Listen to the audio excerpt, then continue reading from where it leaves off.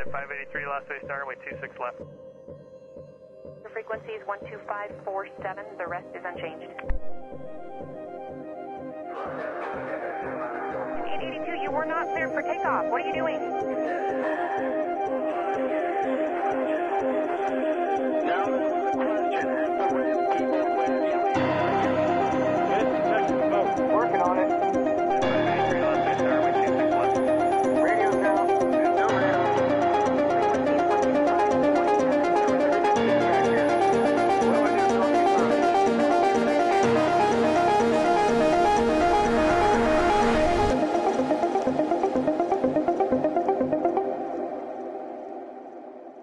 Bonsoir à tous, ravi de vous retrouver en ce jeudi de grande frequency. Eh bien, aujourd'hui, pas de Joris à la présentation, mais accompagné du fidèle acolyte Alexandre. Bonsoir Hello. Alexandre. Bonsoir à tout le monde. Quel plaisir de te retrouver à une place inhabituelle, mais Exactement, on teste différentes configurations, toujours dans notre studio de l'Air au Club de France. Et donc aujourd'hui, Alexandre, je te laisse introduire notre invité. on reçoit Dorine Rossi, PNC chez Hop et PNS chez R0G. Merci Dorine d'avoir accepté notre invitation. Ben, merci à vous de m'avoir invité déjà. Donc on aura l'occasion de revenir sur ton parcours, sur ta du coup, double fonction à la fois chez Hop et chez Novospace. Et petite revue de presse avant tout ça. Eh ben, Eh ben, Antoine, je sens que t'es chaud bouillant.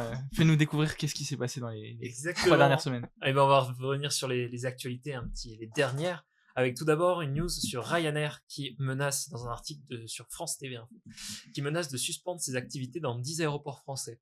Donc ça faisait suite à la proposition de loi avec une taxe sur les billets, billets d'avion qui aurait été fortement augmentée. Donc Ryanair était vent debout contre cette augmentation de la taxe sur les billets d'avion. Donc ils avaient menacé de se retirer de 10 aéroports. Par exemple, on pensait à Nîmes, qui est un aéroport qui dépend fortement de cette compagnie. Et voilà, ils étaient assez contre le fait qu'il y ait eu des taxes jusqu'à 9,50 € par billet sur ces vols Ryanair. Donc ils essayaient de faire un petit peu de chantage avec le gouvernement, c'était ce qui avait été cité dans l'article. Le gouvernement ne comptait pas céder. Bon, news de dernière minute, il se trouve que le gouvernement a été renversé, le projet de loi ne sera pas adopté. Donc des articles qui sont sortis aujourd'hui, on en reparlera dans les semaines à venir, mais les compagnies comme Air France par exemple, qui avaient déjà commencé à prendre en compte ce nouveau tarif sur les billets, va sûrement rembourser les passagers. Donc voilà, si vous avez pris un billet Air France ce mois-ci, le mois d'avant, il y avait peut-être déjà dedans une part de taxe aérienne qui va donc être supprimée et remboursée aux passagers. Bon, à voir, c'est vrai qu'on est dans une situation politique un petit peu floue, donc à voir exactement ce qui va se passer dans les jours à venir. Il se trouve qu'il y a le président qui parle, donc merci à tous ceux qui regardent notre émission et qui comptent rattraper ces news politiques après l'émission. On est en plein dans l'actualité. Et il y avait une autre news au sujet de Ryanair d'ailleurs, ils vont arriver à Orly. Voilà, ça faisait 10 ans qu'ils souhaitaient avoir des slots pour opérer des vols depuis Paris-Orly. Et donc à partir du 1er avril 2025, ils vont avoir l'occasion de s'implanter assez modestement. Ils vont avoir uniquement 2 liaisons vers l'Italie et la Slovaquie. Mais voilà, premier vol de Ryanair au départ d'Orly.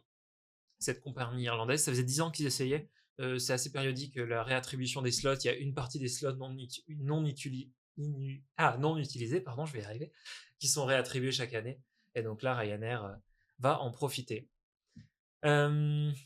N'hésitez pas dans le chat, c'est vrai que si vous voulez rebondir sur n'importe quelle news, c'est l'occasion, n'hésitez pas autour de la table. Si ces articles vous inspirent, si vous avez d'autres informations, on essaye d'être le plus précis possible, mais n'hésitez pas si vous avez envie de réagir. On va passer avec un autre article, donc encore en lien avec la politique, qui est un article de La Tribune qui s'intitule « Discord ministériel sur le soutien au carburant d'aviation durable ». Alors il se trouve qu'en 2023, il y avait une annonce en grande pompe par Emmanuel Macron d'un soutien financier au développement de la filière française de carburant d'aviation durable. Donc pour rappel, les compagnies comptent beaucoup sur ce nouveau carburant pour décarboner l'industrie, décarboner les vols, à savoir qu'en plus, il va y avoir une loi qui oblige au fur et à mesure à avoir de plus en plus de SAF dans les avions. Donc voilà, c'est un sujet au cœur de la décarbonation du transport aérien. Il se trouve qu'en 2023, il y avait une enveloppe de 200 millions d'euros qui avait été attribuée donc de l'État à un projet qui s'appelle Carb Aéro. Et le gouvernement était un petit peu en train de revoir cette attribution, peut-être la réduire ou avoir des tranches un petit peu plus échelonnées dans le temps. Et le problème, c'est que ça remet en cause le financement d'une usine qui s'appelait Biotijet. Voilà. C'était une usine qui devait être construite pour un fonctionnement à l'horizon 2028-2030. Il faut savoir qu'actuellement, il y a une forte demande pour le SAF, mais peu de personnes qui sont capables de répondre à cette demande. Il y a très peu de production de SAF. Et cette usine aurait été capable de produire jusqu'à 75 000 tonnes de carburant d'aviation durable par an. Donc c'était assez énorme. On a une deuxième image au sujet de cette usine. Donc voilà, ils étaient capables de prendre beaucoup de biomasse et de le transformer avec de l'hydrogène et de l'eau, donc en carburant d'aviation durable, comme c'est marqué ici, en e-biokérosène. Voilà, donc à suivre, ce projet avait reçu le soutien de l'Agence de l'environnement et de la maîtrise de l'énergie, l'ADEME, dont on entend souvent parler dans toutes les questions d'environnement.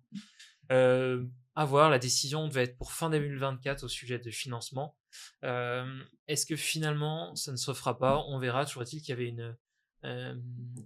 une filiale qui regroupait Avril, Accent, Bionex, IFP Investments. Donc voilà, il y avait quand même vraiment la volonté de lancer un gros consortium d'entreprises françaises avec le soutien de l'État pour subvenir aux besoins des compagnies aériennes en termes de SAF. Pas de réaction dans le chat sur ces SAF. On a juste des bonjours de la part de toute la communauté. Et ben, n'hésitez pas à réagir et bonjour à tous. On va passer avec une news sur le F-35 avec le fracassant Elon Musk qui a fait une annonce sur le F-35. Alors l'article est intitulé, et dans la tribune il est intitulé « Défense pour Elon Musk, fini les F-35, place au drone ». Alors il faut savoir que le milliardaire Elon Musk, qui est entré au gouvernement récemment, gouvernement américain bien sûr, pas chez nous, a annoncé que les avions de combat étaient désormais obsolètes à l'ère des drones. Et il a, donc je cite, c'est uniquement ses affirmations, c'était des machines complexes et onéreuses qui servaient avec pour seul résultat la mort des pilotes. Donc Elon Musk a un avis très tranché sur les avions de chasse. Et il avait aussi, donc voilà, vraiment citation, je me suis permis, c'est la petite news qui dénote de la semaine. Je cite, pendant ce temps-là, tu as des idiots qui construisent encore des avions de combat avec pilotes comme le F-35. Voilà, donc c'est les affirmations de Elon Musk qui va avoir, avec la réélection de Trump, un petit peu plus de voix au gouvernement américain. Donc à voir comment vont évoluer les programmes. Bon, il y a les programmes militaires en termes d'avions de chasse aux États-Unis. Il y a quand même beaucoup d'autres personnes, voilà, des généraux, d'autres personnes au gouvernement qui vont nuancer tout ça, mais il se trouve qu'il aura quand même une voix qui porte et il a un avis bien tranché sur la question. Ouais, je crois que c'est un avis qui fait assez débat, effectivement, parce que le F-35 c'est un avion de technologie, donc quelqu'un, Elon Musk, s'y connaissant un peu en technologie, surtout que la news est un peu en contradiction avec l'annonce de Lockheed Martin la semaine dernière d'un contrat de vente de 35 F-35 à la Roumanie, donc déjà 32 pardon F-35 en Roumanie. Oh, trop de plus. Oh, trop de plus. c'est quelques millions de plus, c'est pas beaucoup. Non, donc un nouveau pays européen qui succombe finalement au désireux et à très bel avion américain de 5e génération. Voilà, c'est un avion qui a déjà conquis beaucoup de pays, de plus, ce qui monte le chiffre à presque 400 F-35 en Europe, avions furtifs, d'ici 2030. Ce qui est assez énorme, voilà, c'est un peu la chasse gardée. Des fois, ils arrivent avec leurs gros sabots en disant voilà, vous êtes obligés, certains pays, entre autres pour l'arme atomique, n'ont pas eu le choix. Oui, c'est ça. Nos voisins. Mais oui, effectivement, la Roumanie avant, ils volaient sur quoi? T'as l'info ou pas, la Roumanie, il me semble qu'ils étaient sur F-16. D'accord, donc c'était déjà un pays conquis oui, totalement. Par les avions américains, mais ils ont encore réussi à caler quelques F-35 pour remplacer du F-16. Mais effectivement, c'est la politique, le dogme américain, c'est de vendre leurs bombes nucléaires avec. Et donc c'est pour ça que même des pays qui sont un peu autonomes comme le Royaume-Uni se retrouvent avec un F-35. Alors le Royaume-Uni c'est un peu différent, mais je prends l'exemple de l'Italie ou de l'Allemagne, c'est pour ça qu'ils ont des F-35 en plus de leur Eurofighter. Et là on parle d'un contrat, je me suis dit 6,1 Alors c'est 6,1 milliards d'euros. Ouais, c'est assez énorme. C'est le Parlement de Bucarest. Ces pays-là. Ouais. On passe à une news sur l'aviation du futur avec un article de Challenge au sujet de Volocopter, Lilium, Joby. Donc c'est intitulé Les taxis volants en chute libre, quelles entreprises vont survivre?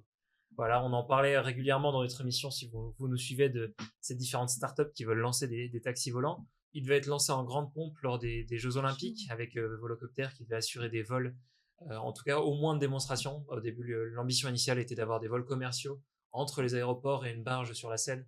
Finalement, il n'y aura eu ni vol commercial, ni juste même une démonstration d'un appareil en vol. Donc c'est un petit peu un échec là-dessus. Et il se trouve que donc, ces appareils, je rappelle juste, eVTOL, c'est des appareils 100% électriques à décollage et atterrissage vertical.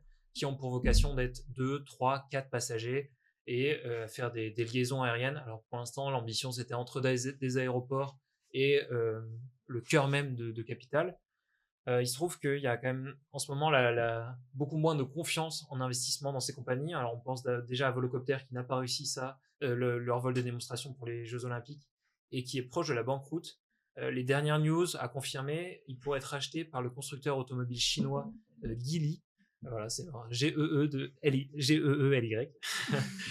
Sur la base d'une valorisation de 110 millions de dollars, alors qu'ils ont fait des levées de fonds pour 1,9 milliard jusqu'en 2022. Donc il y a vraiment un écart complet. Toutes les levées de fonds, tous ceux qui ont investi n'auront pas de retour sur investissement. C'est une belle promo du Black Friday, quoi. Exactement.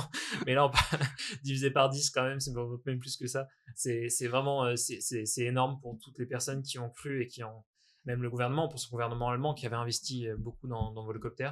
Donc voilà, la tendance n'est pas trop réjouissante pour eux. On pense aussi à Lilium, qui est presque encore pire, puisque eux, c'est un groupe de Munich donc, qui s'est déclaré en faillite en octobre, et ils avaient levé 1,5 milliard de dollars. Donc là, ils sont en faillite. Est-ce qu'ils vont avoir un repreneur? Ce sera peut-être pour 10 millions, on ne sait pas. Mais en tout cas, voilà, c'est vraiment de mauvais signes pour ces compagnies. Est-ce qu'on verra des taxis volants? C'est vrai que les études de marché, est-ce qu'il y a vraiment un intérêt à voir? Il y a un moment les compagnies du Golfe qui étaient vraiment porteuses et qui soutenaient ces projets, un petit peu moins en ce moment. Donc voilà, beaucoup de questions autour de ces startups, en sachant qu'il y a toujours beaucoup de questions en termes de certification, en termes de besoins, en termes de coûts, de sécurité. Il y a vraiment énormément de questions pour ces acteurs qui n'ont jamais certifié un aéronef avant et qui se retrouvent face à un mur, en l'occurrence. On passe à la dernière news de la semaine, avec une aviation du futur, mais une news un peu plus réjouissante. News toute fraîche. Exactement, avec Aura Aero, notre avionneur toulousain, qui a réussi, donc c'était cette semaine, le mardi 3 décembre, il y a 2 jours. On est à la pointe des informations. Vous avez la vidéo de ce premier vol. Plus besoin de regarder BFM TV. Exactement. C'est l'intégral I, donc l'intégral E, pardon. La version 100% électrique du biplace de voltige d'Aura Aero, qui a réussi son vol d'essai. Donc ils ont volé pendant 12 minutes à peu près.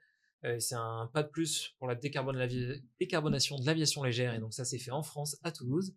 Faut savoir que donc Aura avait déjà fait des vols de ces appareils donc non électriques, thermiques. Ça fait plusieurs mois qu'ils volent. Et là, cette premier vol électrique était fortement attendu. Ils avaient fait depuis plusieurs mois des roulages au sol sur la piste de Francassal à Toulouse, mais pas de véritable vol. Donc là, ça y est, ils sont lancés. À savoir que leur objectif, c'est la formation au pilotage et notamment à la voltige, donc des commandes d'école de pilotage. Et l'objectif, ce serait une entrée en service prévue en 2026, après 2 années d'essai pour la certification. Donc ils sont peut-être 2 années, là on vole toute fin 2024. Est-ce que ce sera fin 2026? À voir aussi où est-ce qu'ils en seront en termes d'autonomie. Il faut savoir que là, le vol a duré 12 minutes. À terme, ils aimeraient bien viser une autonomie d'1 heure et une capacité de supercharge, comme ils l'appellent, en 30 minutes. Donc voilà, Aura Aero, le premier vol, on avait pu les voir à Friedrichshafen, on les retournera les voir cette année. Et... du coup, moi je rebondis là-dessus parce que j'en profite pour féliciter les copains qui sont aussi pilotes sur le 0G et qui travaillent pour Aura et qui ont participé, je pense, j'ai pas eu l'info, mais à ces vols-là. D'accord. Donc voilà, 2 pilotes en particulier. Donc tu les connais, ils étaient potentiellement dans le premier vol de cet avion électrique. Puis c'est cool parce qu'ils s'investissent, c'est un projet qui dure depuis quelques années maintenant, et c'est cool que ça y est, ça vole enfin, quoi. Et on a hâte de les voir dans les aéroclubs, dans les écoles de pilotage. Petite pensée aussi pour les voltigeurs qui malheureusement, Aura Aero, on sait qu'ils ont eu plusieurs difficultés, les voltigeurs qui malheureusement avaient aussi perdu la vie lors d'un vol d'essai. C'est des choses qui arrivent, c'est jamais anodin, hein. On est content de voir cet avion voler, mais on sait que les vols d'essai c'est jamais anodin, donc voilà, on est content de voir cet avion avec son premier vol réussi et tout soit bien passé en vol. Donc voilà, c'était tout pour la revue de presse. Ça va, on a essayé de balayer un peu large, j'espère que ça vous a intéressé. Et on va pouvoir passer à l'interview. Je te passe la main, Alexandre. Écoute, j'ai les commandes, merci beaucoup Antoine. Donc t'en parlais tout à l'heure, on va revenir sur les vols en 0G. Dorine, tu es donc PNC pour personnel navigant commercial, PNS pour personnel navigant de sécurité. De sécurité, oui, c'est ça. Je me trompe pas. Non, c'est ça. Ouais. Comment t'es arrivé à te dire, écoute, j'ai envie de voyager, j'ai envie de faire des vols comme ça. Qu'est-ce qui t'a motivé à passer le pas? Alors moi, j'ai un parcours qui est relativement atypique. J'ai fait une reconversion professionnelle il y a 4 ans maintenant. Avant ça, j'étais, aide-soignante de profession. J'ai fait ça pendant une dizaine d'années et parallèlement, j'étais pompier volontaire. Pendant 12 ans, j'ai commencé à 17 ans. J'ai voulu me reconvertir parce que, j'ai commencé à saturer dans le milieu du soin et j'ai cherché une profession qui me correspondrait bien. Et donc avoir le projet d'une reconversion, déjà, c'est pas simple et il faut encore trouver, dans quoi. Et plus jeune, j'étais intéressée par le métier d'hôtesse de l'air et on m'avait mal conseillé au collège ou au lycée, je sais plus, quand j'avais été voir un conseiller d'orientation qui m'avait dit que pour être hôtesse de l'air, il fallait un bac plus 3 et être bilingue. Bon, moi, j'étais clairement pas partie pour faire de longues études, même si un bac plus 3, c'est pas très long, voilà.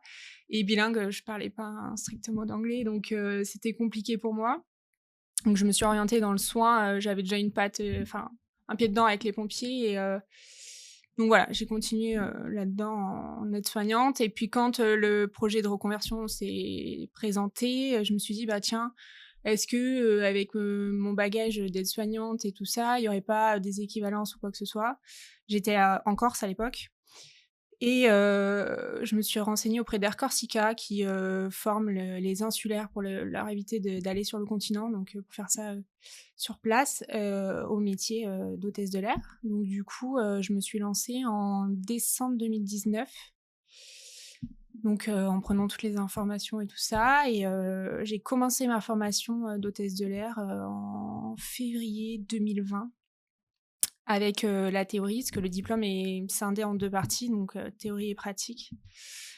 Et puis le jour de l'examen de la théorie, confinement, donc Mauvais timing. mauvais timing. Et là, grosse remise en question parce qu'on se dit, ok, je me lance dans une reconversion, ok, j'ai enfin trouvé le métier que je veux faire. Puis une fois qu'on a goûté, enfin moi pour ma part, j'ai commencé à me prendre d'admiration pour ce métier vraiment et de passion et en fait sans mauvais jeu de mots, fauché en plein vol quoi, parce que le jour de l'examen, pas d'examen, confinement, on n'avait aucune date sur quand est-ce qu'on pouvait passer l'examen ou tout ça, on n'avait même pas un demi-diplôme. Donc assez compliqué. Parallèlement, moi j'ai pas vu de confinement en fait parce qu'en travaillant dans le soin, j'ai travaillé. Ah, pendant le début de la formation, tu continuais. C'était Ouais, vraiment en j'ai parallèle, fait ça t'as en mené pendant parallèle, ton ouais. formation aussi. Tout à fait, ouais. Ok. Pour me former, j'ai posé des congés. D'accord. Vu que j'étais déjà salariée dans une entreprise, donc c'était assez compliqué. J'avais négocié, à l'époque, ma rupture conventionnelle, ils ont refusé. Donc du coup, oui, j'ai fait ça vraiment parallèlement. Et du coup, voilà, confinement, moi j'ai travaillé puisque comme beaucoup de métiers au final qui se sont retrouvés à devoir travailler, et notamment surtout dans le soin, sans avoir trop de perspectives d'avenir, surtout dans l'aérien, quand je voyais comment ça se passait et tout ça. Et je me suis dit, tiens, pourquoi pas postuler dans l'armée. Au final, ça me plairait bien avec mon parcours de pompier et tout ça, c'est assez carré et tout ça, donc pourquoi pas.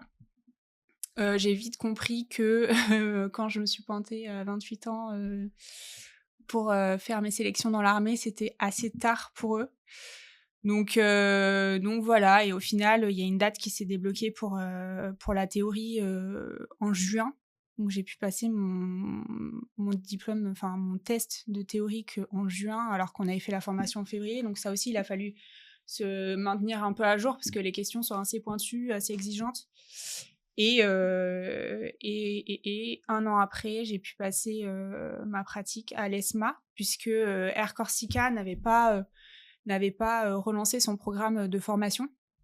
Donc en fait, j'avais aucun délai pour finir mon diplôme en fait. Donc je me retrouvais avec ma théorie, mais il me manquait la pratique pour pouvoir exercer. Et en fait, j'avais pas de réponse. Eux, ils se relevaient tout doucement aussi du Covid, donc c'était un peu flou artistique. Et au final, l'ESMA, quand je les ai contactés, m'ont dit que oui, bien sûr, ils m'accueillaient pour ma pratique. Donc voilà comment je suis arrivée dans l'aérien. Donc suite à ça, après, les recrutements ont repris sur les compagnies aériennes tout doucement, surtout dans le low cost où il y avait beaucoup de CDD qui n'ont pas été renouvelés suite au Covid. Et du coup, quand c'est reparti, il a fallu re-recruter, etc. Tout le monde a été même un peu surpris que ça reparte aussi vite. Donc ouais, ils c'est sont ça. retrouvés un Et petit peu puis dans le rush à quasiment, devoir, ouais, quasiment comme à 2019, assez rapidement, quoi. Donc voilà, Vueling, à ce moment-là, recrutait énormément. Ils ont récupéré des slots d'Air France sur Orly, sortie de Covid. Et donc, du coup, j'ai postulé, j'ai été prise directement chez Vueling, basée Orly. Donc, j'ai commencé comme ça. Et j'ai fait 1 an et demi chez eux. Ok. Voilà. Ok, Et d'accord. du coup, juste pour ceux qui... Parce que moi, personnellement, je ne connais pas l'ESMA. C'est quoi l'acronyme de l'école? Parce que... Je sais pas. Ah, ok, Franchement, mais je c'est sais vraiment- pas. Mais du coup, il forme à quoi? C'est C'est vraiment métier de uniquement- l'aérien. Métier de l'aérien en général? Oui, métier de l'aérien en général. D'accord. Pilote, hôtesse de l'air, voilà. Et c'est une école qui est basée où, du coup? À Montpellier. À Montpellier, Oui. d'accord. Ok, bah je connaissais pas. Voilà, tous ceux qui nous écoutent, si ça, Oui, voilà, oui, j'espère c'est, que ça vous inspire, que ça vous a fait découvrir aussi des écoles. Parce qu'en l'occurrence, là, c'est quand même assez. C'est en dingue, province, c'est cool pour ouais. ceux qui sont pas sur Paris, parce qu'il y en a beaucoup sur Paris. Ouais. Et ouais, non. Et très, enfin, voilà. Et on te l'aurait conseillé, voilà, au collège, lycée, cette école. Peut-être Ouais, je pense que je serais peut-être que t'y partie serais allé, en direct. fait. Ouais, Voilà, c'est carrément. on t'en avait jamais parlé. Tu l'as découverte vraiment après. En candidaté. recherchant, en fait, en étant en Corse, j'étais un peu limitée, c'est-à-dire que c'était soit Paris, soit l'ESMA à Montpellier, ça se rapprochait quand même pas mal de la Corse. Il fallait aussi que je me loge, il fallait tout ça. Donc j'ai de la famille pas très loin qui est à Sète, donc pas très loin de Montpellier, et du coup j'ai pris cette carte-là parce que pour la facilité au final. Et aussi ils prenaient le CPF. Voilà, on en parle pas mal. Et Pratique. moi, ça m'a quand même beaucoup aidée parce que vu que je me suis financée toute seule ce projet de reconversion finalement, là, ça m'a enlevé une grosse épine du pied quand même en ayant la deuxième partie du diplôme financée avec mon CPF en fait. Ok. On a Emmanuel qui nous dit que c'est l'école supérieure des métiers de l'aviation. Merci Emmanuel.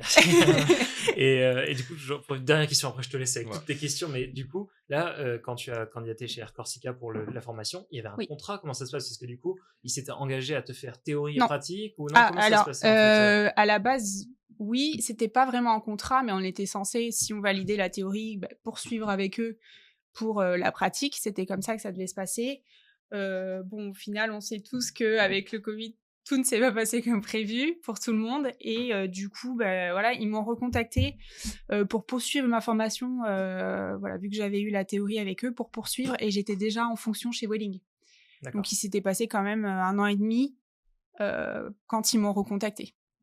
Mais c'était Donc, vraiment pas, en fait, il y avait rien d'officiel. C'est pas comme par exemple peut-être les cadets. Non, les cadets où j'ai Air France signé devenir pour pilote, les où deux. on signe Non. toute la formation. Là, c'était. Là, j'avais signé pour ma théorie. D'accord. Et puis, c'était si on a la théorie, on pouvait prétendre à la pratique. Et à ce moment-là, il y aurait eu un autre accord mis en place pour effectuer la pratique avec eux. On a même Chauve-souris qui nous dit enfin un appel du CPF qui sert à quelque chose. Ouais. Effectivement, en l'occurrence. Donc, aujourd'hui, tu as une deuxième casquette, qui est celle de PNS. Oui. Comment t'en es arrivé, justement, cet aspect-là de Alors de ta là, carrière? ça aussi, assez improbable parce que rencontre, voilà, je pense que j'étais là au bon endroit, au bon moment. J'ai été formée par un formateur qui est aussi, donc qui est formateur et qui est aussi PNS. Et en fait, à l'issue du CCA théorique, on a passé un accord parce que moi, j'ai un gros bagage quand même de secourisme, d'aide à la personne, etc. Et lui, c'est pas trop sa partie. Et du coup, on s'était mis d'accord que moi, je prenais un peu la main sur ses formations à lui, je le soulageais un petit peu en faisant cette partie de formation-là. Et lui continuait, donc ça allait du maintien de compétences aéro avec la DGA, voilà, enfin tout maintien de compétences. Et au final, quand ils se sont mis à chercher un membre supplémentaire pour renforcer leur équipe, de ce que j'ai su, chaque PNS a proposé quelqu'un. Et donc, le gars avec qui je travaillais a proposé mon CV à moi. Et du coup, a priori, il est sorti du lot. Et du coup, j'ai eu le chef des opérations qui m'a appelée, donc de Novespace, pour faire un petit peu le point avec mon parcours, voir un petit peu ce que je faisais là à l'heure actuelle, si j'étais en poste dans une compagnie, si je continuais toujours les pompiers, etc., etc. Et ensuite, il m'a proposé de faire 2 vols d'entraînement. Donc, une fois qu'on s'était mis d'accord, j'ai participé à ces vols d'entraînement. Donc là, un petit peu de pression quand même, parce qu'on se dit, OK, chance de fou d'en arriver là, en fait. Et si ça se trouve, je vais pas le supporter physiquement, en fait. Donc, du coup, un petit coup de pression, et ça l'a fait. Et depuis, ça va faire 2 ans en février. Et, Donc voilà, et là, improbable. ces premiers vols justement en apesanteur, comment t'appréhendais ça et comment t'as trouvé la première fois Alors, comment j'ai appréhendé ça? J'ai épluché internet, on va pas se mentir. Ok. J'ai fouillé, j'ai essayé de récupérer toutes les vidéos que je pouvais trouver, toutes les interviews de Thomas Pesquet qui parlait de ça, voilà, les Tu n'y es pas allé les mains reportages. vides, là. C'était vraiment Ah le non, maximum de background en fait, possible. je voulais appréhender au mieux une sensation que je connaissais pas et que personne, enfin, tant qu'on l'a pas vécu, on peut pas réellement dire ce que c'est. Donc c'est assez particulier quand même parce qu'il y a pas grand monde, enfin, qui Bien a sûr. qui a un retour sur ces, et puis les gens qui ont un retour sur ça, ils sont pas forcément très accessibles pour poser des questions. Donc du coup, c'est vrai que à part des reportages et à part voilà, des revues de presse et tout ça, c'était compliqué. Donc c'est voilà, je me suis préparée comme ça, j'ai regardé plein de vidéos, plein de reportages et tout ça, et puis voilà. Et au final, j'ai été le plus surprise par l'hypergravité Mhm. qu'il y a entre chaque parabole, début et fin de parabole. Donc c'est quoi, c'est 2G? On prend 2G, ouais, à peu près entre ouais, Donc c'est un peu 1,9 plus 2G. élevé qu'un des turbulences ou un hard landing quand on Oui, est. et puis c'est surtout que ça, autant les pilotes de chasse prennent plus, mais moins longtemps. Nous, ça dure quand même 20 secondes, puis 20 secondes. Donc Ok. par parabole, on se prend quand même 40 secondes Ok. de G. Donc faut quand même les encaisser. C'est pas énorme en soi, mais c'est surprenant quand on connaît pas la sensation en fait. Donc voilà, c'est limite ce qui m'a le plus étonné en fait dans la parabole, et après bah, la sensation de la pesanteur, elle est indescriptible. C'est incroyable, surtout pour la première parabole, une enfant quoi. Je voyais mes cheveux me passer devant. Enfin, voilà, c'est assez fou comme sensation quand même. Donc là, pas hésiter. Une fois que c'était impossible de dire non. Une fois Ouais. qu'on Ah a mais mis à clairement, goûter, là, clairement. Et c'était. puis j'étais assez contente aussi de le supporter finalement Mm. parce que je savais pas trop où j'allais. Petit saut dans le vide, et ça l'a fait, et c'est cool. Et là maintenant, à l'heure actuelle, je suis super contente de faire partie de cette équipe-là parce que je retrouve un peu ce que j'avais chez les pompiers avec cette équipe qui est hyper soudée, et c'est top. C'est top d'avoir une ambiance un peu comme ça. Ça me manquait au final dans mon nouveau quotidien d'hôtesse de l'air quoi. Ouais. Parce que du coup, le quotidien de pompier, c'est pas compatible du tout avec la vie Non, là, d'hôtesse. c'était trop J'imagine que t'as dû le compliqué. laisser de côté. Ouais, j'ai posé une dispo au début sur plusieurs années, et au final, j'ai arrêté parce que le peu de temps libre, déjà, on a beaucoup d'horaires décalés. Donc, c'est compliqué de poser des disponibilités sur le temps qu'on a. Voilà, puis après, on est quand même aussi fatigué, on a du temps de repos qui va avec, donc faut savoir aussi l'utiliser et savoir s'écouter. Et là, c'était trop compliqué de gérer avec ça, plus le 0G à côté, ça faisait beaucoup de casquettes. Mais du coup, là, le 0G, c'était l'occasion de retrouver un petit peu cette Oui, c'est cohésion. ça, je et retrouve voilà, un ce qui peu t'avait l'ambiance manqué. caserne, un peu plus soft, de bons copains quoi, qui se retrouvent pour faire une activité trop cool, donc Ok. ça, c'est chouette. Et c'est quoi les différences entre personnel navigant commercial et personnel navigant de sécurité? Alors sécurité, PNS, on n'a pas de commercial comme son nom D'accord. l'indique. On est vraiment là que pour assurer la bonne sécurité à bord, le bon fonctionnement du vol, et vraiment il y a pas réellement de partie commerciale Ok. dans ce voilà, Et donc, full safety. dans tes deux vols, tu as des interactions assez similaires? Oui, Ou complètement. il y a quand même... Le métier de PNC de base, on a tendance à l'oublier, mais c'est quand même la sécurité à bord. Enfin, on n'est pas là juste pour servir un jus de tomate à 30 000 pieds. Mais... Donc non, voilà, notre but à bord, c'est d'assurer la sécurité. Et beaucoup de gens l'oublient, mais oui. Donc du coup, c'est hyper complémentaire en fait. Donc, C'est d'ailleurs là où vous avez beaucoup de rappels, même en fait au quotidien, quand on est PNC, c'est quoi un petit peu oui, c'est la vie, hein, énormément. c'est la sécurité, vous avez souvent des rappels, des formations. C'est ça, J'imagine on que a c'est même, tous les ans, on a un maintien de compétences avec des tests à revalider tous les ans aussi, et des mises en situation, tout ça. Donc ça, c'est pareil, tous les ans, on y a droit. Puis tous les matins, dès qu'on commence une journée de travail, on a un briefing, donc pilote et PNC, qui nous indique un peu qui nous donne tout un tas d'informations sur la durée du vol ou des vols. Et en fait, quand on prend en compte l'avion, on a des checks de sécurité à faire, je sais pas, les manomètres des extincteurs, des bouteilles d'oxygène, ce genre de choses qui revient quotidiennement en fait. Pendant que les pilotes font la check à l'avant, Devant, voilà, ouais, faut nous tout on a la vérifier check à l'arrière. cabine. Ouais, Et voilà, à la fois c'est ça. tout ce qui est même service, le côté confort des passagers, tout ce qui va aller, Ça et aussi, le côté oui. sécurité des équipements. Ouais, Quoi. Il y on a vraiment commence par la les deux sécurité, éléments. forcément. Hein, on check que tout aille bien au niveau de l'avion, au niveau de notre matériel et de notre poste de travail. Et ensuite, effectivement, pour le confort des passagers, voilà, qu'on ait toutes les prestations à bord, pour que tout se passe le mieux possible pendant le vol. Et le fait que tu aies connu 2 compagnies aériennes différentes, une low cost et une régionale, tu as beaucoup vu de différences entre les 2? Ouais, complètement. Oui. Déjà, par les conditions de travail. Voilà, sur du low cost, on volait beaucoup. Encore que là, le Vueling, on n'était franchement pas à plaindre, mais on volait beaucoup. On n'a pas beaucoup de jours de repos, juste le repos réglementaire en fait. Et ouais, c'est hyper fatigant, mais en même temps hyper formateur. Je suis contente d'avoir commencé par ça avant d'être rentrée dans une compagnie nationale en fait, parce que c'est hyper formateur. Voilà, j'étais sur 321, on avait 236 passagers sur un 321. Voilà, sur des Orly-Londres où on a 50 minutes de vol. Bon, voilà, on est C'est obligé dense. un petit peu, voilà. Donc non, ouais, et puis par contre, ils sont hyper assidus sur tout ce qui est sécurité, voilà, maintien des compétences et tout ça. Et donc hyper formateur, et je suis contente là maintenant d'avoir intégré une compagnie comme la mienne et d'être passée par du low cost avant de commencer d'être dans ma petite zone de confort entre guillemets maintenant.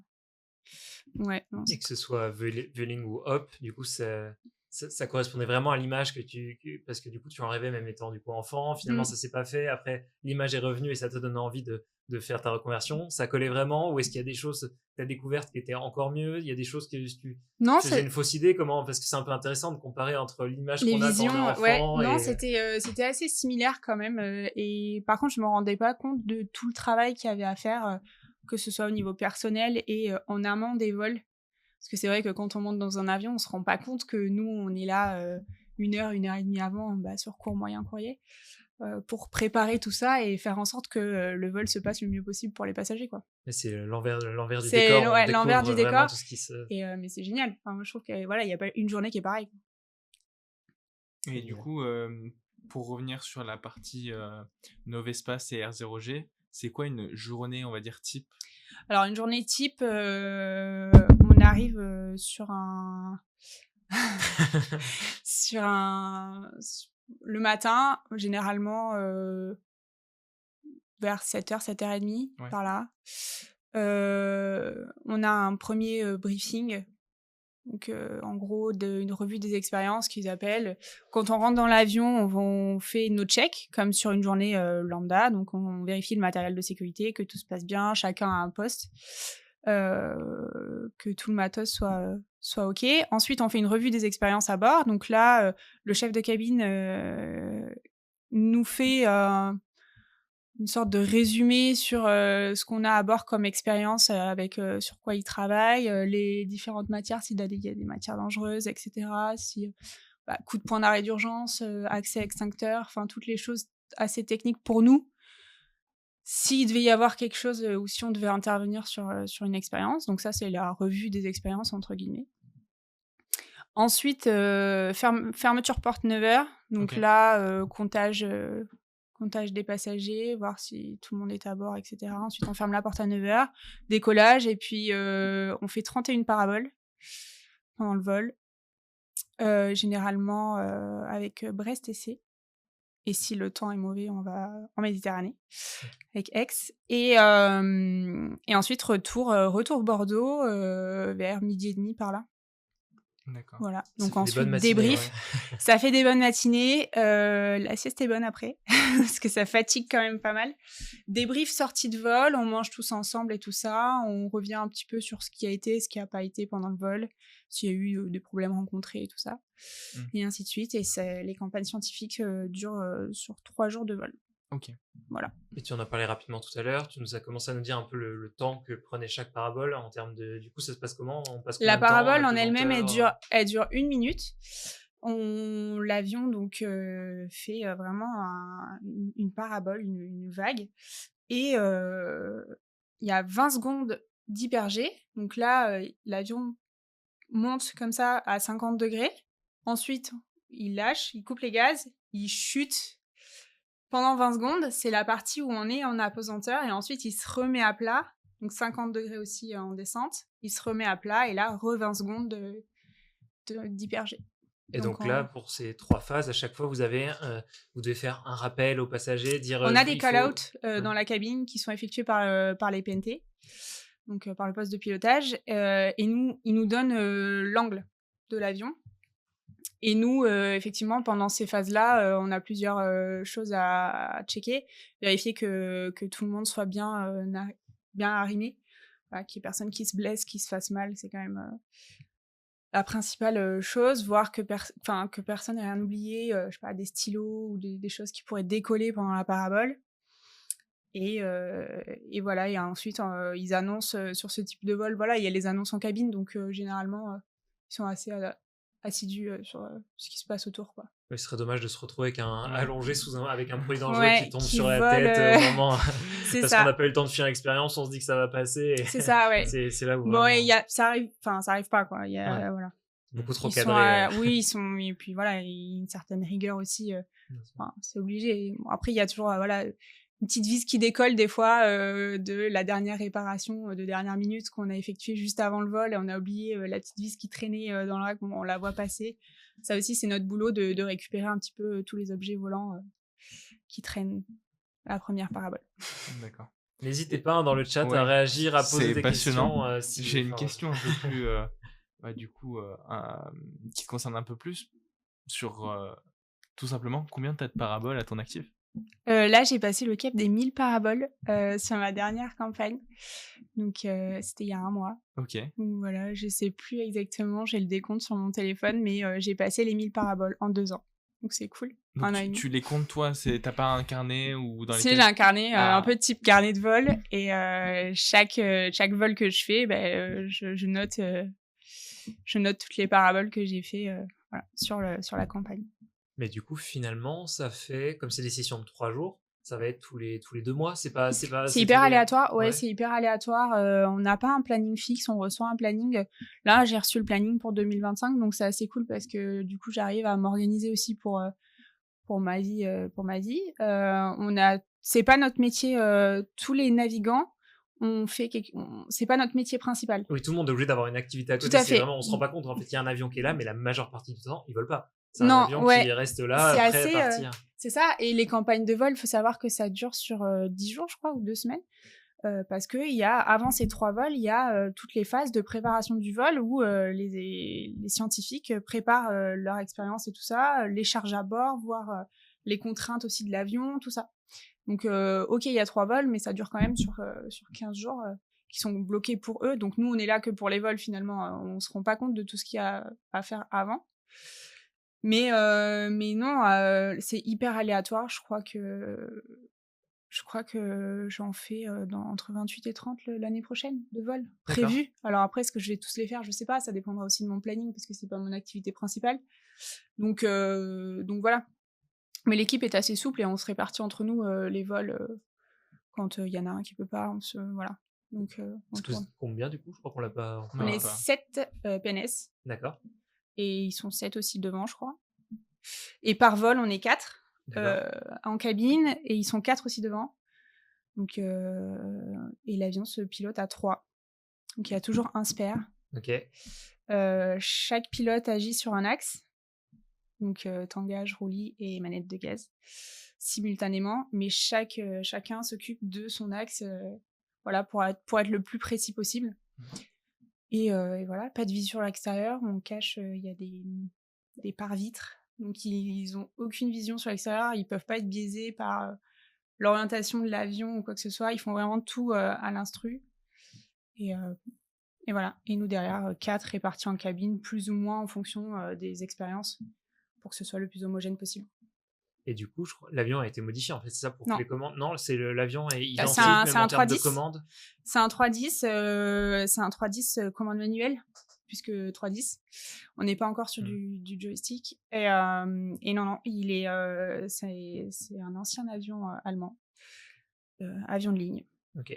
Voilà. Et que ce soit en termes de commandes, etc., tout est à l'identique. Voilà. Tout est à Juste, on a l'identique. enlevé à La l'intérieur. cabine qui a été refaite, ouais. Ouais, la cabine a été refaite. Il y a rien. C'est assez, c'est vide à l'intérieur. Il y a toute la partie fuselage où il y a, c'est la zone d'expérimentation où il y a vraiment rien. Et à l'arrière, il y a une zone siège qui nous sert décollage, atterrissage pour comme un avion de ligne en fait, décoller et atterrir assis, attaché comme un avion de ligne. Il y a des démonstrations de sécurité avant le vol, etc., etc.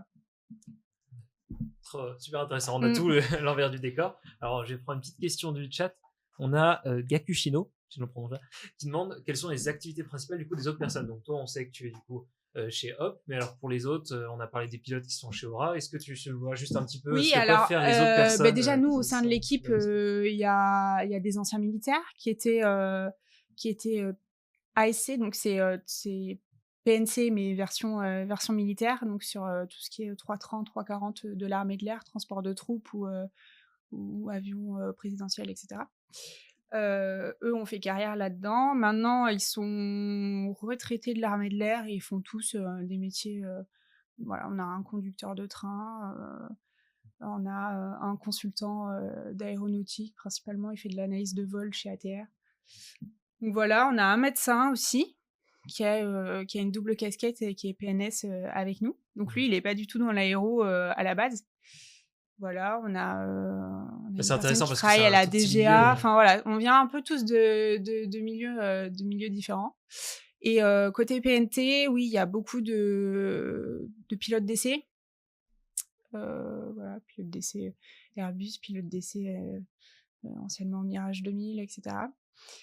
Et ouais, voilà. Et maintenant, il y en a un qui est pilote de ligne, qui était pilote aussi à l'Estérel, entre autres aussi, donc avec l'autre équipe de militaires.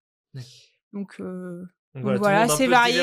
Ouais, chacun vient un petit peu et continue de travailler dans son domaine à côté des vols 0G, quoi. Et vous calez un peu tous votre année, enfin voilà, même vos plannings de l'autre boulot en fonction de ce ça. qu'on vous dit. Poser les dispos, voir non, moi telle date je peux pas parce que je travaille, je fais un vol, voilà.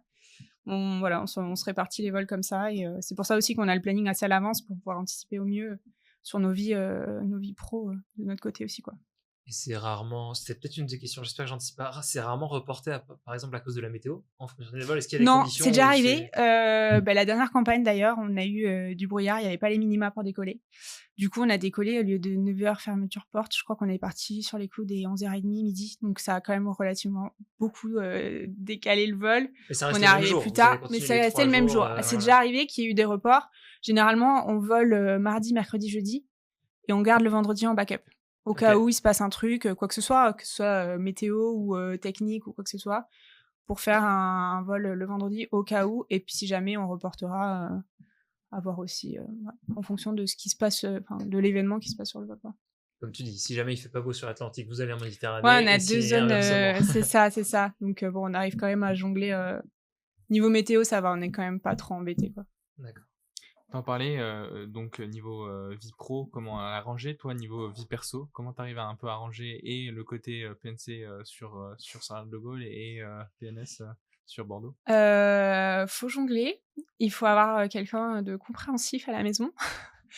mais en même temps, je pense que ça fait partie aussi, enfin voilà, ça fait partie, pour être épanoui, faut aimer ce qu'on fait au quotidien, et je pense que là, j'aime ce que je fais et j'ai la chance d'avoir quelqu'un qui comprend ça aussi à la maison. Et c'est vrai que c'est pas évident, voilà. Enfin, on me l'avait dit en formation PNC que souvent on se fermait les portes de nos amis aussi qu'on avait avant l'aérien parce que ils comprennent pas forcément cette vie un petit peu en décalé. Voilà, ça propose des repas, des barbecues le week-end et tout ça. Nous, on n'est pas forcément là parce qu'on travaille les week-ends ou on travaille les soirées ou on part 4-5 jours. Donc, on passe à côté d'événements de vie comme ça. C'est assez compliqué de concilier les deux. Et très souvent, les personnels navigants fréquentent des personnels navigants, en fait, parce qu'ils comprennent ce rythme-là un petit peu décalé. Et, voilà. Et là, moi, encore plus avec le 0G à côté qui rajoute quand même une activité, mais ça va, c'est assez ponctuel. Donc, ça s'organise. Enfin, c'est de l'organisation, mais ça se fait.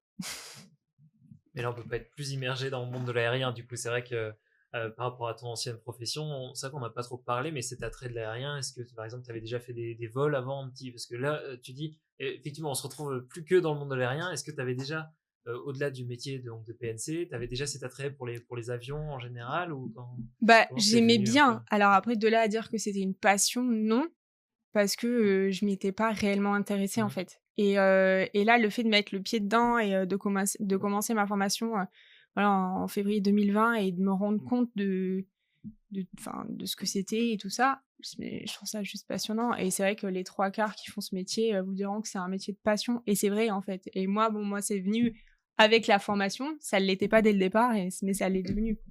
Donc c'est cool, ouais. Et les vols sur 0G, c'est un peu comme les PNC, il y a une qualif qu'il faut entretenir ou, Alors oui, on a déjà niveau visite médicale, pour un PNC, c'est 2 ans. Tous les Ok. 2 ans, on doit revalider notre visite médicale. C'est une classe 1 ou pas du tout? Non, c'est pas une classe 1, c'est une Ok. visite PNC D'accord.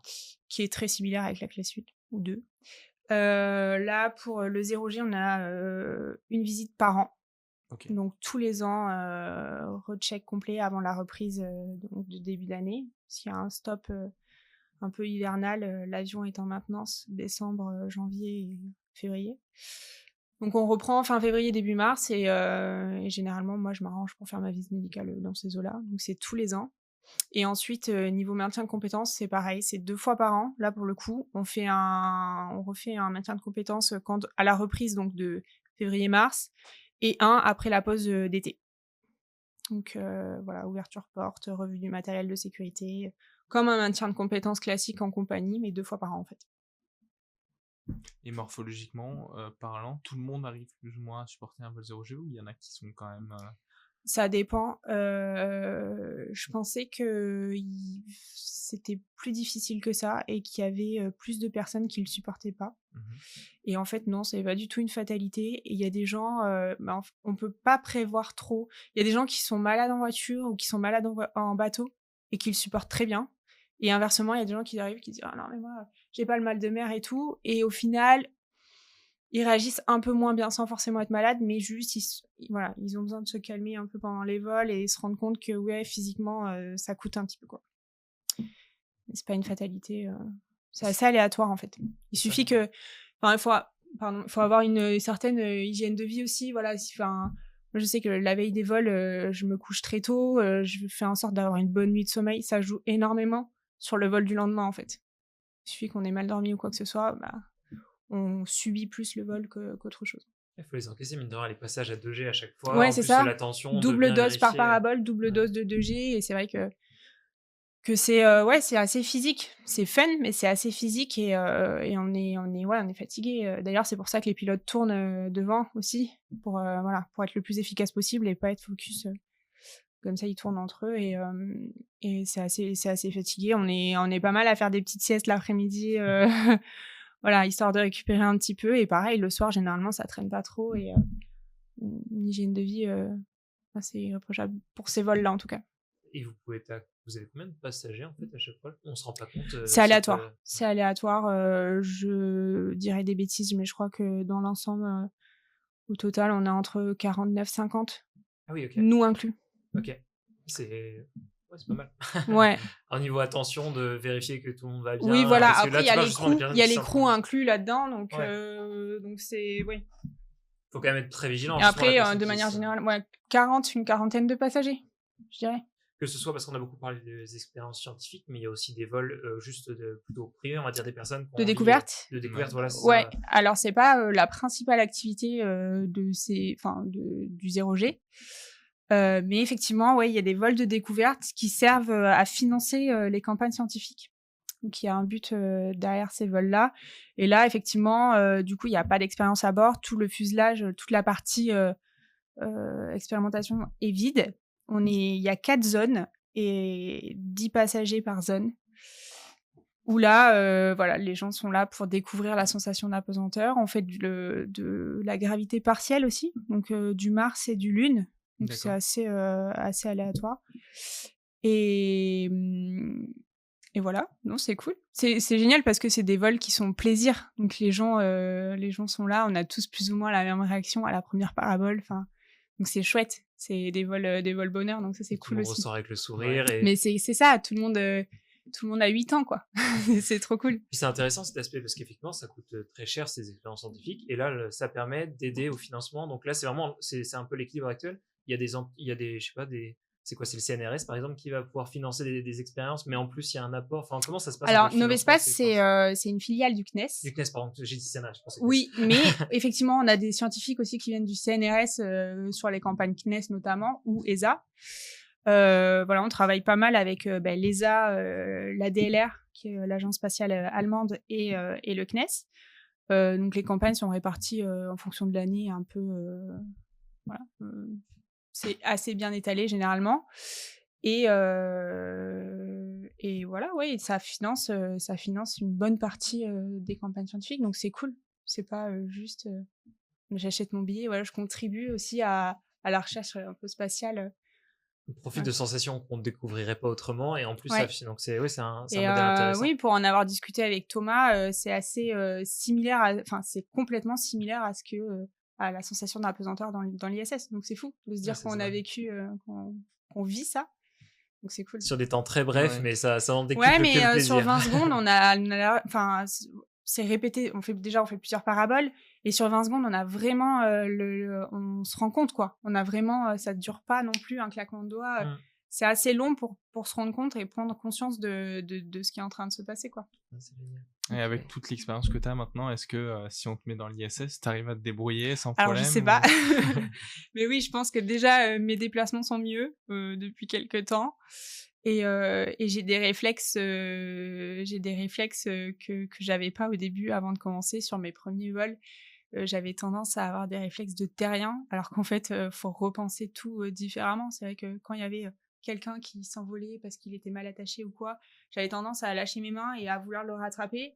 Sauf que le problème, c'est que si on le rattrape nous aussi on bouge. Donc c'est un peu un mécanisme à avoir qui est assez particulier. Donc, mais je pense que ouais, je m'en sortirai. Pour me déplacer en tout cas. Alors après, ce qu'ils font, non, clairement pas, mais ouais. Et cette transition un peu entre l'espace et l'aérien, toi, tu as une vision qui a un peu évolué justement sur le métier de spationaute? Oui, parce que c'est pareil, ce qu'on voit, c'est un grain de sable sur tout ce qu'ils font en fait. Et même la préparation, enfin je vois toutes les expériences qu'on a à bord là pour tester avant d'envoyer dans l'ISS, c'est des choses à laquelle on n'aurait jamais pensé avant. Enfin, on a eu à bord un exemple, une expérience pour éteindre un feu, et c'est vrai qu'on ne pense pas comment on éteint un feu dans l'espace en fait. Parce que avec de l'eau, c'est pas possible, l'eau elle vole, il y a de l'électricité partout, enfin c'est assez compliqué. Et là, il y a des scientifiques qui ont réfléchi à ça avec une onde sonore, et j'ai trouvé ça assez fascinant, quoi. Donc Ils ouais, ont fait des expériences, éteindre le feu en juste ouais, en- à bord, un petit haut-parleur, et j'éteins mon feu, quoi. ouais, c'est ça, et on voit vraiment la flamme souffler. C'est visuel en plus, donc c'est intéressant parce qu'il y en a qui travaillent pas mal avec des atomes et tout ça, et bon, c'est dans des caissons avec des lasers et tout, on se rend pas vraiment compte, mais nous, quand on est à bord, c'est vrai que là, on voyait réellement le truc, et voilà, on a eu des casques de réalité augmentée. Pareil, si on doit opérer dans l'espace, c'est des questions. Enfin, je sais que moi, personnellement, fraîchement arrivée dans l'aérien, je me les posais pas forcément. Je me disais, mais Bien sûr. comment ça se passe, Ouais. effectivement, s'il y en a un, je sais pas, qui fait une crise d'appendicite, ou enfin un truc comme ça. Et là, ils testaient des lunettes de réalité augmentée, donc reliées au sol par un médecin, qui rajoutait des informations à ce que l'astronaute voyait déjà en temps réel. Voilà, comment faire une trachéo, des choses comme ça, comment poser des électrodes, etc. Donc c'est super intéressant en fait. Et du coup, ça a fait évoluer ma vision. J'ai trouvé, enfin, je connaissais pas réellement, mais j'ai trouvé ça hyper passionnant. Et là, en plus, ça rejoint ta première vocation, on va dire, avec les pompiers et aides-soignants. Oui, du coup, oui, sur on ces voit pas mal. expériences-là, il y a C'est tout vrai qui que se regroupe au même endroit. oui, c'est ça. C'est vrai que là, il y a pas mal de médical, il y a pas mal voilà, de sécurité incendie, tout ça. Donc c'est vrai que ouais. C'est un beau bagage, quoi, quand Ouais, on ça se lance sert. là-dedans. Ça sert. Ça a dû jouer Ouais. sur le CV C'est aussi, ça. évidemment. Alors, je vais prendre une petite question du chat.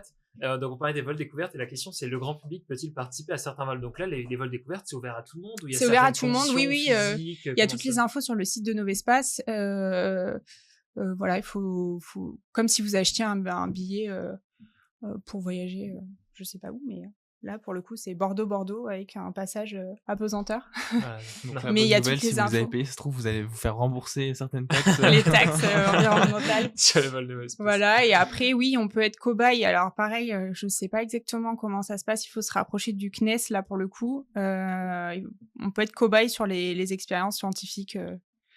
Voilà, ça se passe bien.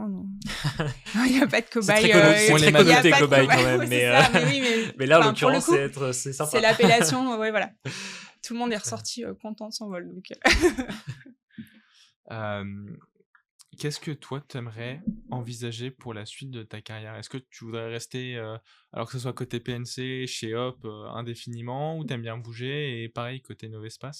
non, j'aime bien bouger. Bah, côté Novespace, en termes d'évolution, il n'y en a pas réellement, en fait. Parce que l'équipe, on est 7, on tourne, on se répartit les vols, et puis au final, la fonction, il n'y a pas réellement de fonction au-delà de celle qu'on fait déjà. Donc voilà. Et pour la partie PNC, oui, j'aimerais évoluer. Pourquoi pas, ça serait la suite logique, en tout cas, dans ma carrière. Passer chef de cabine, essayer peut-être le long courrier. Voilà. Donc ça serait je plutôt suis pas côté contre. Air France, potentiellement? Ouais, côté Air France, potentiellement. Voilà, essayer d'abord, dans un premier temps, le long courrier. Ouais. Et là, c'est une Et... passerelle qui existe au sein de Hop, Ouais. ou faut Ouais, il y a une passer des passerelle. sélections? Ok, d'accord. Non, on a déjà des sélections Air France, puisque Hop est une filiale d'Air Ouais. France. Donc, on a été recruté par Air France pour Hop. D'accord. Et il y a des passerelles. Alors, je crois, si je dis pas de bêtises, que c'est tous les 3 ans. Quelque chose comme ça. Voilà, Air France... Ils veulent, de ce qu'on nous a dit en formation, Air France veut se servir un petit peu de Hop comme d'une école avant de rentrer chez Air France, voilà, pour le service. Parce qu'au final, on a le même service, on a les mêmes destinations.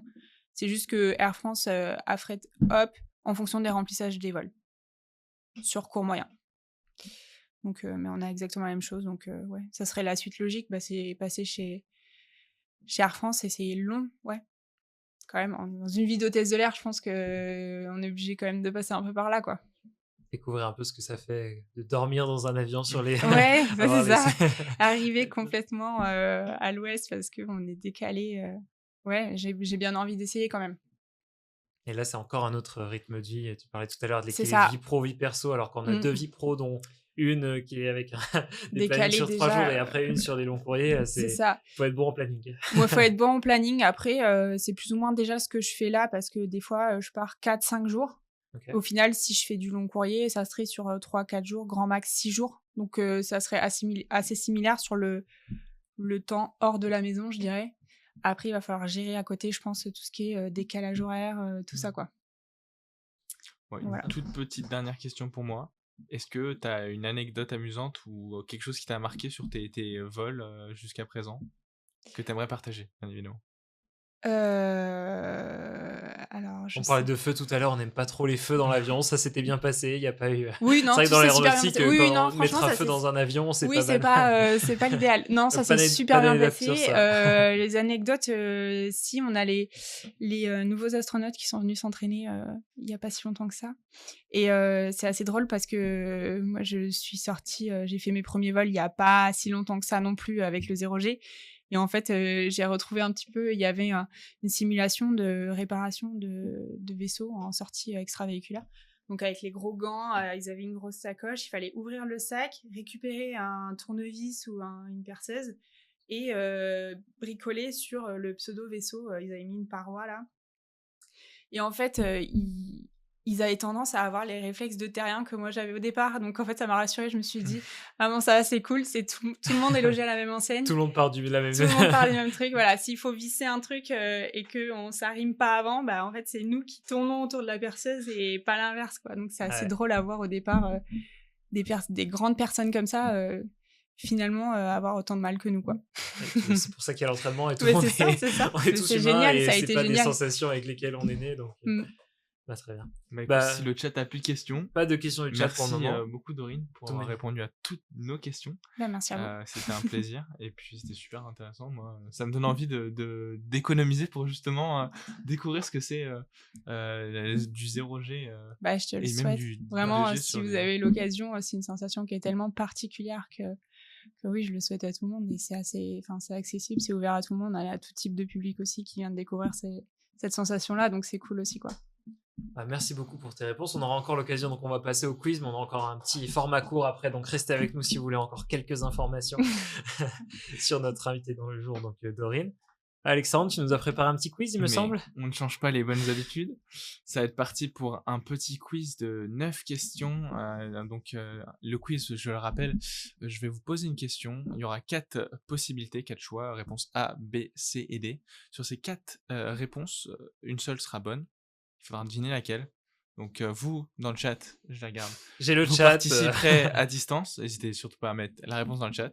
Et ici, présent sur le plateau, donc Dorine et Antoine vont participer Alors, et essayer de Ouais. trouver la bonne réponse. petite subtilité aujourd'hui, pour des raisons en dehors de notre volonté, des raisons techniques, il va falloir être très attentif et écouter les questions d'Alexandre et ses choix de réponse, puisque nous ne les projetterons pas en parallèle. Voilà, c'est la C'est petite... le niveau de difficulté supplémentaire. On s'est dit que vous étiez trop fort. Il fallait ajouter une nouvelle difficulté. Voilà. Voilà, Moi, on déjà, veut- j'ai ouais. la pression depuis qu'on m'a annoncé qu'il y avait un quiz. Alors là, Non, mais il n'y a Ça pas, y a ajoute pas de tout va bien pression. se Eh ben, écoutez, La moitié des questions, c'est le seul à avoir la réponse entre nous et le live, donc ça devrait aller.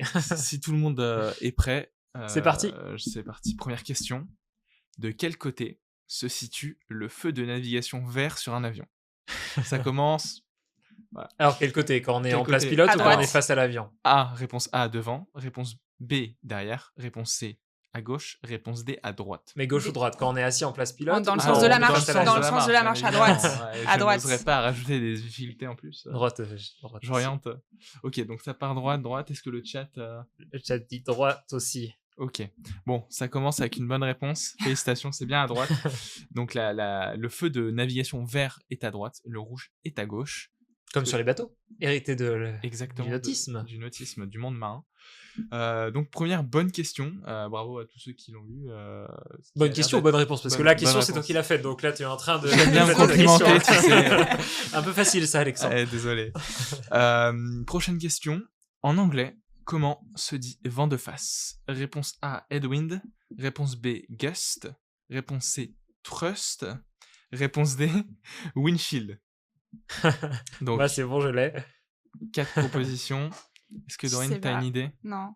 T'as pas d'idée? Est-ce que le chat a une idée? C'est Le pas chat n'a pas windshield, encore c'est répondu. sûr. Je répète les Que 4 windshield, propositions. c'est de travers. Ok. Headwind, c'est la réponse A. Ouais, ça serait B, cohérent c'est gust. dans la tête. C, c'est thrust. Et D, c'est windshield. Bah, par déduction, j'aurais Ouais. tendance à dire A. Ok. Exactement, et le chat aussi. Ok, tout c'est le ce monde que y a. j'aurais dit. Et c'est un quiz Ça- qui est plutôt bien réussi. Deux Effectivement, personnes dans le chat qui ont répondu. Waouh. Merci. N'hésitez pas à réagir, à répondre. bravo pour ces 2 points accordés à tout le monde. On va rentrer un peu C'est dans donc un vent de tête. la tête. Exactement. Prochaine question. Une question un peu plus pointue. Oula. Surtout pour Antoine. Oh là, ça y est, il commence à me faire peur. Tu Petit vois, coup de c'est. pression comme ça. Quelle l'air de est rien. l'immatriculation de la 310 0G?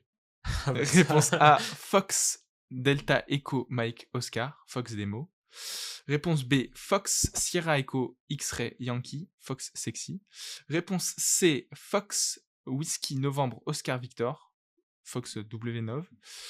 Et réponse D, Fox Whiskey Alpha 0G. Est-ce que vous avez une idée? Je vais dire Moi, je la connais. réponse C, parce que 9 pour Nova Space, peut-être. Ok. Mais je pense que tu as essayé de me piéger. Et toi, Dorine? Non, c'est ça. T'as une idée? C'est la Ok. réponse C. Le chat a Le chat validé? dit la réponse Oh, C alors aussi. là. On a Emmanuel qui a répondu. Réponse C, effectivement, Fox Whiskey Novembre Qui, Oscar normalement, Victor. va changer incessamment sous peu. Oh là là, on a l'exclu. Waouh. Change d'avion ou change d'IMAT? Alors, pour l'instant, l'IMAT, c'était en discussion. Voilà, je sais pas si où en est la discussion, mais il était question, puisque là, il est matriculé en essai. Et en fait, Ok, ouais. pour le whisky. Et en fait, il serait question d'avoir une immatriculation, entre guillemets, définitive, même si celle-là, elle était définitive, mais Ouais. pas d'avion d'essai. Donc voilà, je sais pas où ça en est de la discussion, mais il était question que ça change. Et l'avion, oui, tôt ou tard, 310, c'est vieillissant, donc va falloir penser à réfléchir, enfin, penser à envisager un autre avion. Donc la question se pose duquel, quoi, pour garder le volume et former les pilotes sur une autre type de commande de vol, puisque ça sera plus de la commande manuelle. Mais Voilà. d'ici là, on Ah, suit. Si on reste sûr. sur Airbus, voilà. C'est Non, mais petite c'est. parenthèse. Voilà, Ouais. parfait, ça complète Intéressant, l'interview. non, totalement. Et d'ici là, si on veut suivre les vols, c'est F Whiskey Nov sur Flight Flight Radar. Radar. Exactement. Zéro C'est toujours G, ça sympa à marche voir, hein. 0G, ça marche aussi. Ok. On le trouve. Une nouvelle question plus orientée dans les étoiles. Quelle mission spatiale a permis les premiers pas de l'homme sur la Lune? Réponse A, Apollo 8. Réponse B, Apollo 11. Réponse C, Apollo 13. Ou réponse D, Apollo 15. Ça va. Bon, déjà, tu sais que c'est une mission Apollo. Ça va. On est d'accord qu'il n'y a pas de piège. C'est pas A permis, c'est pas la première. Non, c'est Ouais. vraiment celle qui les a emmenés sur place. Je me méfie. Hein, Je n'ai jamais de pièce de cette taille, voyons. Tu me prends pour qui, Moi, Antoine? du coup, c'est bon, j'ai ma réponse. Ok. Dorine, tu l'as Ouais, aussi? je pense aussi. Donc vous partirez sur laquelle? La 13. Non. Ok. Moi, j'aurais dit Apollo 11. Ah, Le c'est chat? 11. Ah Le non. chat n'a pas encore répondu. C'était bien Apollo 11. Réponse Ah B. non. Le super T'étais pas loin. film. Ouais. C'est vrai. Ah, C'est vrai. Donc Apollo 11 qui a emmené en 1969 deux hommes, Neil Armstrong et Buzz Aldrin, Mm. sur la Lune. Le chat a répondu 11 entre temps. Ils sont très très bons. C'est vrai qu'on vous laisse pas le temps de répondre avec le petit décalage, mais on prend en compte vos réponses, le chat. Prochaine question. Quel est le record de la plus longue carrière de personnel navigant commercial? Réponse A, Il va aller chercher loin. 44 ans. Ouais, mais parce qu'elle est partie il y a pas longtemps. Réponse B, Ah, tu 54 connais. ans. Réponse C, 64 ans. Réponse D, 74 ans. Ah non. Moi, je crois que je l'ai, mais je sais qu'elle est partie il y a pas longtemps. C'était une américaine. T'as fait De- 44, de 54, Delta, 64, je crois. 74 C'est ça, la Exactement. réponse Ok. Le chat dit 74. Ouais, j'aurais dit 74 aussi. Ok, Ah, Antoine. ça fait... moi, franchement, j'aurais dit entre 54 et 64, donc peut-être 60. Non, mais 60. Ouais, moi je vais rester sur 54, mais j'imagine, je suis peut-être loin du compte, mais Mm. Dans le chat, ça part plutôt sur 74, c'est ça? 74 ou aucune idée. C'est une réponse valable aussi. Et aussi, Speedy Stu nous dit que c'est American Airlines. C'était, Alors, Ah, c'était c'était pas Delta, c'était la American Airlines. réponse C, 64 ans. Et c'est Ok. Betty Ah, c'est ça. Nash, qui était donc évidemment volée sur... évidemment, peut-être pas, mais volée bien sur American Airlines, qui nous a quittés en mai dernier. Elle était née en 1935. Et donc, C'est c'est fou. 64 ans. Elle nous a de quittés. carrière. Elle- Elle nous a De quittés. Ah d'accord, carrière. mais Elle est plus elle sur mon, était plus chez Non, elle est pas plus- que American Airlines. Ouais. Mais ouais, C'est dingue, en c'est fait, dingue. la particularité par rapport au PNT, c'est que t'as pas de date de max, Mm. de date de butée, donc effectivement, tu pouvais faire 64 ans de carrière en C'est compagnie. énorme. Ouais, c'est Ok. c'est super. Belle stat. Voilà. C'est vrai. Bon, si j'ai pu Quiz t'apprendre un adapté truc, au sujet voilà, du ça jour m'a en fait plus. plaisir. On reste sur le côté aviation commerciale. Nouvelle question. Laquelle de ces compagnies n'a pas fusionné pour former HOP? Réponse A, Britair. Réponse B, Airlinair. Réponse C, Air Inter. Réponse D, Régional. Ah, je crois que je l'ai. Mais je peux. Ah, mais non, mais hop. Ouais, moi, je l'ai, du coup. Ok, ça veut dire que t'es corporate, ça tient sans problème. Alors, moi, j'aurais dit que Air Inter, c'est devenu Air France et que du coup, hop, c'est autre chose. Enfin, moi, j'aurais dit Air Inter, du coup. Parce que pour Ok. moi, Air Inter, c'est devenu. Le chat, je ça sais répond pas. quoi? On a Speedy et Emmanuel qui disent Air Inter aussi. Bon, pas trop à côté de la blague. Toi, Et tu fais partie Air aussi. Inter, ouais. Donc, Ok. bon, c'est la bonne réponse, Air Inter. Ça va, vous suivez bien aujourd'hui le quiz. En fait, il y c'est a quand il n'y a peu pas de- la pression du compteur, je me sens vachement mieux, tu vois. Je pense que t'aurais mis le petit compteur avec les points, on n'aurait paniqué. Eh ben, Ça va bravo. pour l'instant, les Vaut questions. mieux pas l'avoir, je crois. Ouais, Eh ben, bravo, parce que c'est la bonne réponse. On passe à avant-dernière question. La question numéro 7. Quel est le tout premier avion utilisé par Novespace pour réaliser des vols paraboliques? Réponse A, le Concorde. Réponse B, Ce Carrément. serait sympa. l'Airbus A300. Réponse C, l'Airbus A310. Réponse D, juste aviation Caravelle. Est-ce que vous avez une Moi, idée? je l'ai, ouais. Ok, Antoine, une idée? Bah, je sais pas si. Bon, j'aurais peut-être un 300. J'aurais dit un 300. Je pense pas qu'ils aient fait ça en Concorde, non. Et Caravelle, ça me paraîtrait. J'imaginerais pas un Concorde faire des paraboles. Ah, ça serait génial. Mais bon, je sais pas si. Non. Parabole à Mach 2. Ouais. Non, mais bon, Le- je sais pas, mais du coup, Collé au je plafond. dis à 300, 300, ok. un peu vieux, mais ça a dû marcher. Le chat répond quoi? 310 directement, selon Fraudule. Ok.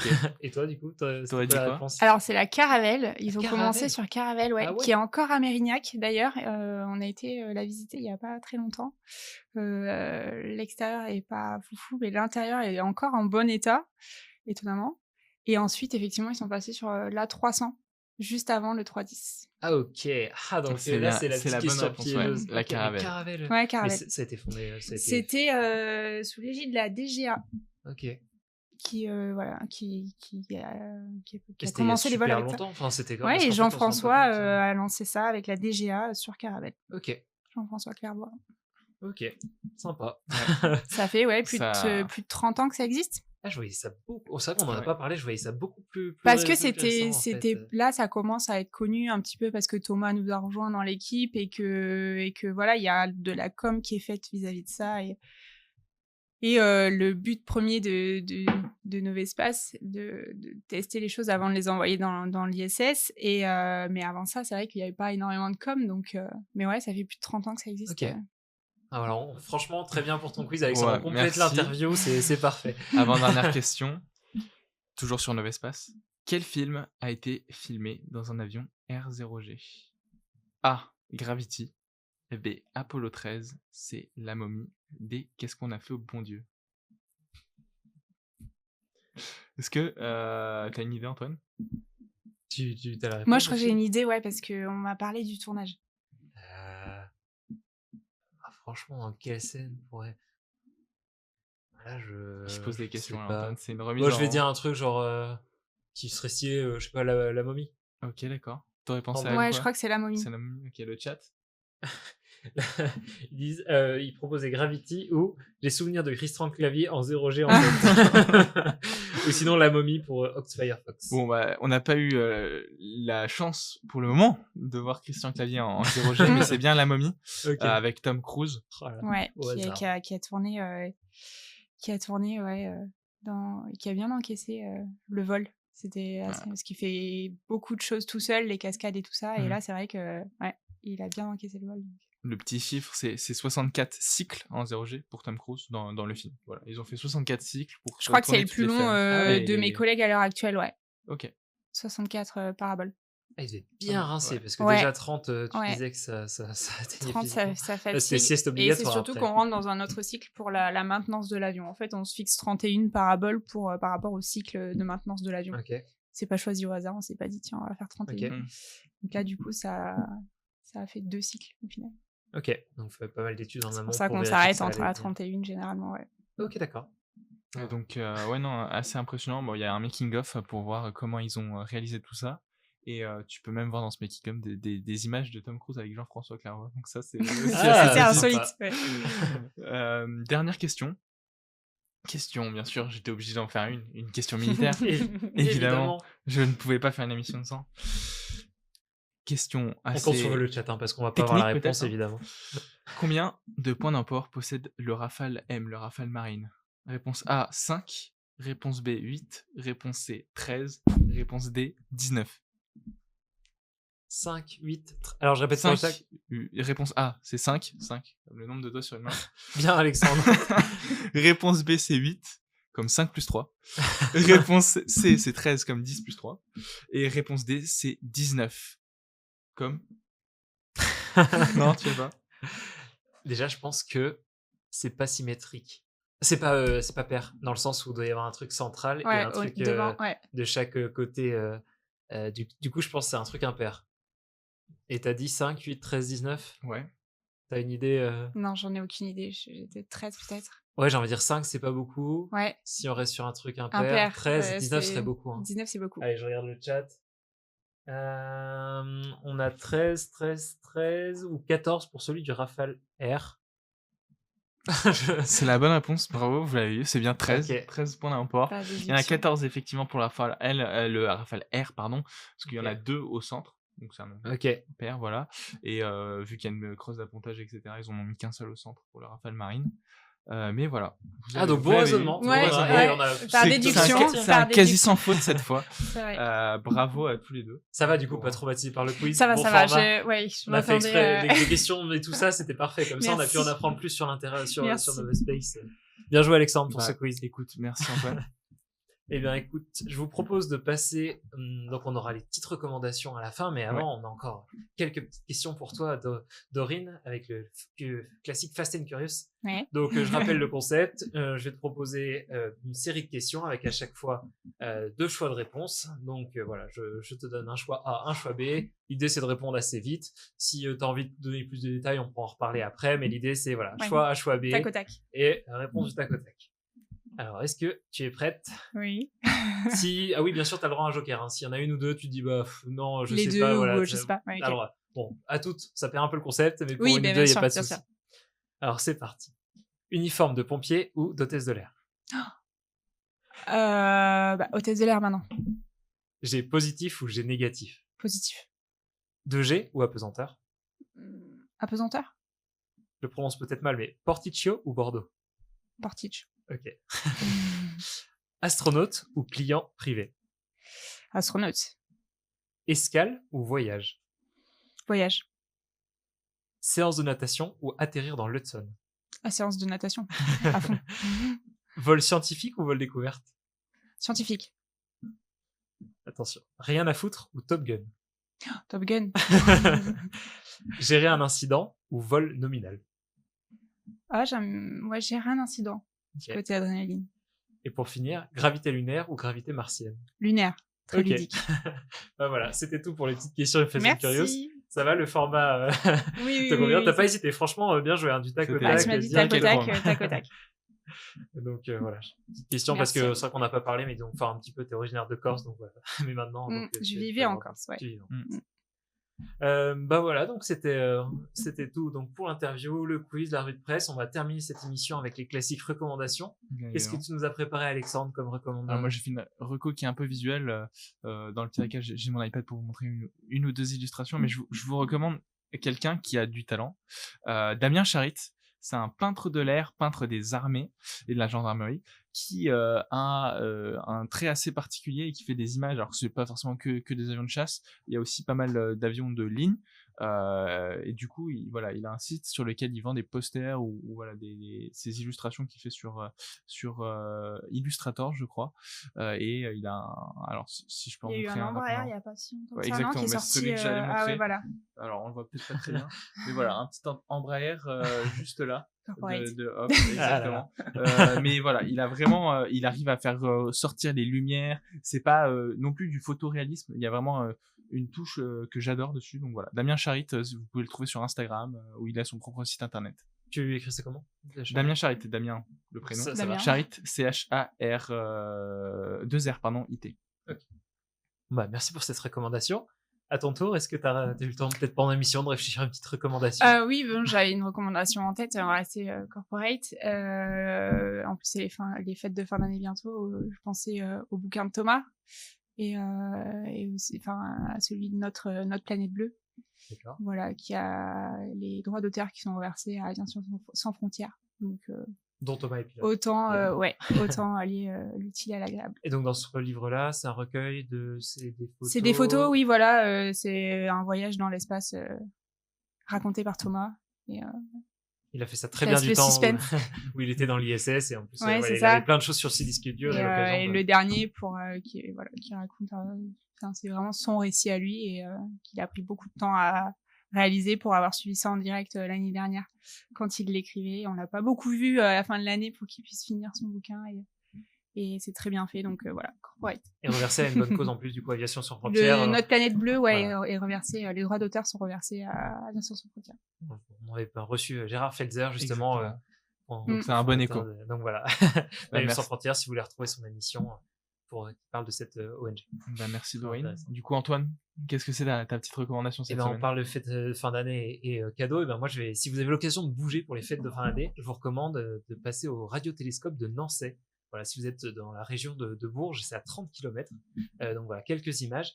C'est un radiotélescope, c'est le 4e plus important au monde par sa grande surface collectrice. Donc l'idée, c'est ils vont scruter l'univers et les ondes qui nous proviennent de planètes, de comètes, enfin, voilà, de divers astres de notre espace.